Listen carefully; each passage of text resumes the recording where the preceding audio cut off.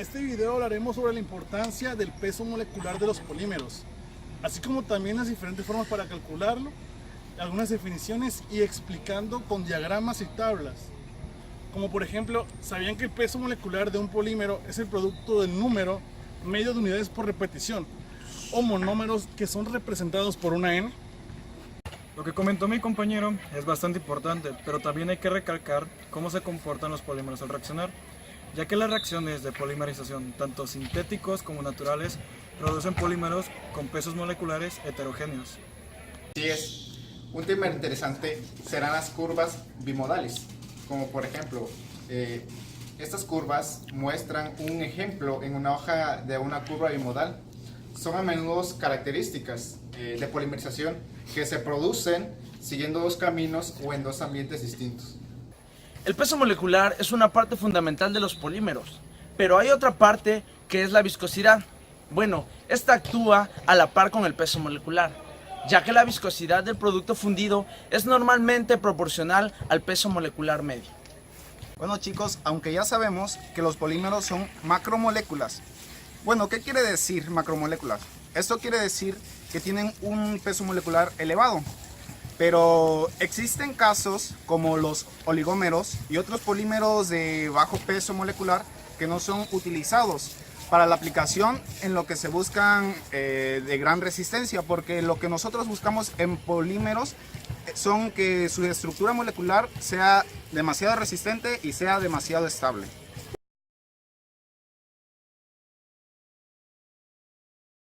Bueno, como pueden ver, ahora en esta ocasión les hablaremos sobre la cromatografía de permeación en gel. Así es, siempre por análisis rutinarios, frecuentemente se acostumbra a determinar el peso molecular empleando valores calibrados relacionados con la viscometría y columnas de GPC. Pero antes que nada, ¿qué es la tecnología GPC? Como decíamos, GPC quiere decir cromatografía de permeación en gel. Más que nada es una técnica analítica que se encarga de separar macromoléculas disueltas por tamaño con base en solución desde columnas de un gel poroso. Además, también son denominados de tamices moleculares o filtración en gel, siendo un tipo de cromatografía sólido-líquido. Pero, ¿qué relación tiene esto con los polímeros? Estos se encargan de separar los polímeros polidispersos en fracciones por tamizado. Eso se hace mediante un gel de poliestireno o con otros de características semejantes. O también se usa gel sílica para un tamizado molecular. Actualmente esta tecnología es rápida y es apropiada para trabajar a presiones elevadas mediante el empleo de nuevos rellenos, una distribución de poros muy precisa y una resistencia mecánica apropiada para altas presiones. Bueno, las principales características de esta técnica cromatográfica son: la primera es la fase estacionaria, que es inerte, por lo que la columna no se desactiva. La segunda es la que no muestra interacción químicamente con la fase estacionaria ni con la fase móvil. Los solutos generalmente son sustancias de peso molecular alto, arriba de 2000. Dependiendo su medida y su estructura, estos se adhieren o se diluyen a través de la columna. El relleno de columna se comporta generalmente como un tamiz o filtro, donde se distinguen tres tipos de moléculas. Una de las primeras son las moléculas permeables.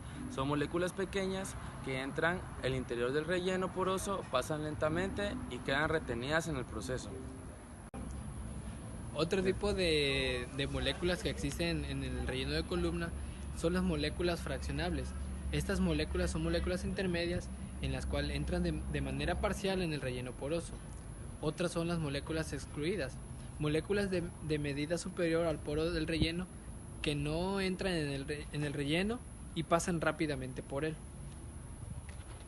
Bueno, el procedimiento no automatizado fue utilizado por primera vez para separar los oligómeros de proteínas polipéptidos, que son los polímeros mediante geles Cepadex. Cualquier medida que proporcione el número de moléculas, grupos funcionales o partículas que se hallan en un peso determinado de la muestra permitirá el cálculo de Mn. A continuación veremos lo que es el cálculo del peso molecular medio, o mejor conocido como Mn. Este peso molecular medio es un valor numérico, como la palabra lo dice, medio, y se calcula como cualquier otro valor numérico medio, que es dividiendo la suma de los valores de los pesos moleculares individuales por los números de las moléculas, como se da a continuación. Se pueden describir varios momentos mediante la curva de distribución diferencial o de frecuencia, como lo que vemos a continuación, con sus correspondientes ecuaciones. El primer momento se le denomina peso molecular medio de número, que se representa como MN. ¿Y cómo se fraccionan los polímeros polidispersos? Bueno, Matiano, antes de la introducción de la cromatografía, los polímeros polidispersos se fraccionaban añadiendo a un producto no disolvente. Bueno, estos se añadían, pero a la disolución del polímero. Chavos, yo tengo otra duda. ¿Será que esa era la única forma de fraccionarlo? No, pues la verdad no sé, tú sabes, Matiano. Y la verdad no. ¿Saben qué? ¿Por qué no le preguntamos a Jiré? Sí, vamos. A ver, vamos. ¿Y qué onda, Jiré? ¿Cómo estás? Bien. Oye, tenía una pregunta. ¿Tú sabes cuál es la otra manera de fraccionarlos? Pues también se pueden fraccionar enfriando la disolución o evaporando el disolvente, y ya sea por fusión por zonas, extracción, difusión o centrifugación. Muchas gracias, No te acabas de preocupes, salvar. cualquier cosa ya me preguntas. Gracias.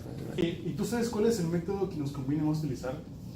Bueno, pues el método menos sofisticado, pero un poco más efectivo y conveniente es el de la precipitación fraccionada. ¿Qué onda, Román? ¿Qué onda? Oye, ¿tú sabes cómo funciona este método? Por supuesto, amigo. Mira, lo voy a decir de una manera sencilla. Este método se basa añadiendo una pequeña cantidad de disolvente no miscible a una disolución a una temperatura constante. Los fragmentos del precipitado pueden redisolverse y precipitarse fraccionadamente.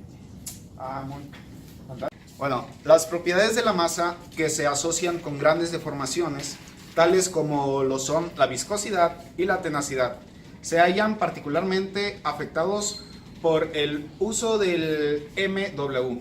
Los valores de MW se determinan mediante métodos de dispersión de luz y de ultracentrifugación.